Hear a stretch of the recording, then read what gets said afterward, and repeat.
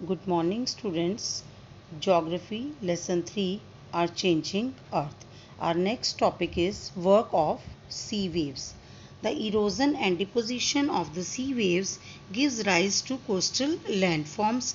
Sea waves continuously strike at the rocks.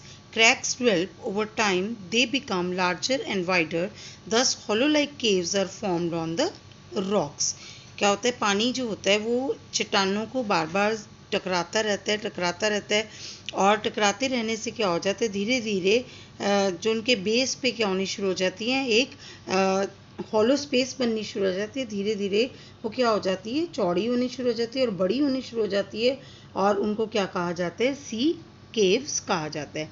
ये सामने diagram दिया हुआ है, इसमें देखिए एक गुफा की तरह जो है वो बना हुआ है, उसको सी केव्स कहते हैं। As these cavities become bigger and bigger, only the roof of the caves remain, thus forming sea arches. जो ये कैविटी है ये धीरे धीरे बड़ी होती रहती है, जैसे जैसे पानी इनसे टकराता रहता है आकर, और ये बड़ी होती रहती है और जिस वजह से क्या हो जाता है, उसके ऊपर सिर्फ छत रह जाती है, तो क्या बन जाती हैं, ये सी आर्चेस बनाते हैं।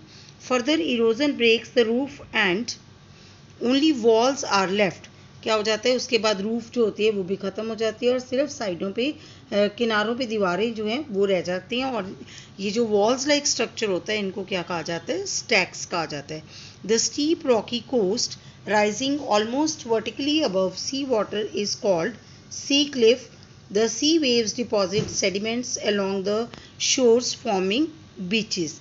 ये जो सी वेव्स होती हैं ये अपने सेडिमेंट्स जो होते हैं वो किनारों पे, शोर्स होते हैं, किनारों पे जमा करती रहती हैं, जिससे क्या होते हैं, सी बीचेस जो हैं वो बनने शुरू हो जाते हैं। नेक्स्ट टॉपिक है work of ice. Glaciers are the rivers of ice. Glaciers हमें पता है कि रिवर्स ऑफ आइस कहा जाता है उनको, which to erode the landscape by bulldozing soil and stones to expose the solid rock below. जो बर्फ़ होती है, ये जब ग्लेशियर्स जो होते हैं ये टूट कर गिरते हैं तो उस समय में क्या कर देते हैं, ये नीचे गिरने शुरू हो जाते हैं और गड्ढे जो हैं वो बना देते हैं। As the ice melts they get filled up with water and become beautiful lakes in the mountains. जब आइस मेल्ट होती है और इन गड्ढों में जब पानी भर जाता है, ये एक बहुत सुंदर लेक्स जो होती हैं वो पहाड़ों पर बननी शुरू हो जाती हैं। The material carried by the glaciers such as rocks, big and small, sand and silt gets deposited. These deposits form glacial moraines. जब ये सैंड और सिल्ट आकर नीचे जमा होनी शुरू हो जाती है, ये क्या बनाती है, ग्लेशियल मोरेनीज बनाती है। नेक्स्ट टॉपिक जो हमारा है वो है वर्क ऑफ विंड। हवा का क्या काम है। An active agent of erosion and deposition in the deserts is wind. अब आ जाए हम डेजर्ट्स पर। आ गई रेगिस्तान में जो है वो चाहे इरोजन है चाहे डिपोजिशन है, दोनों ही काम जो है वो कौन करती है, हवा करती है। In deserts you can see rocks in the shape of mushroom, commonly called mushroom rocks. Desert जो होते हैं वहाँ पर हमें मशरूम रॉक्स जो होती हैं वो नज़र आती हैं, क्योंकि उनकी शेप जो होती है वो मशरूम की तरह बन जाती है, नीचे से पतली हो जाती हैं और ऊपर से काफ़ी बड़ी रह जाती हैं, जिस वजह से इनको मशरूम रॉक्स कहा जाता है।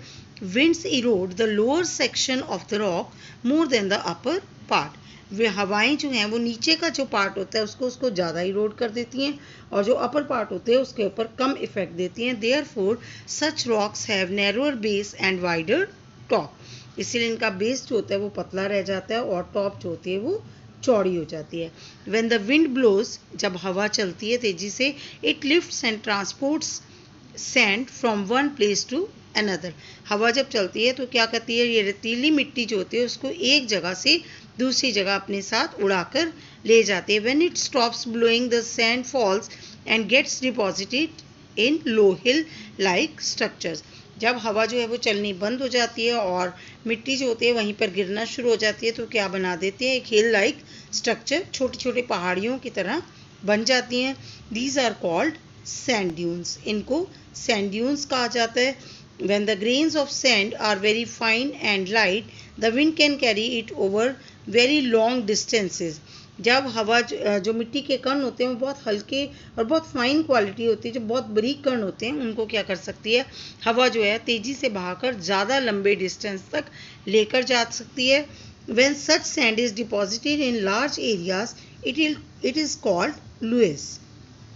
जब ये दूर जाकर डिपॉजिट हो जाती है तो इसको लुइस कहा जाता है. Large deposits of loess is found in China.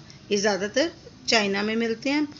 In this chapter we have read that different landforms are formed by river, waves, ice and by wind.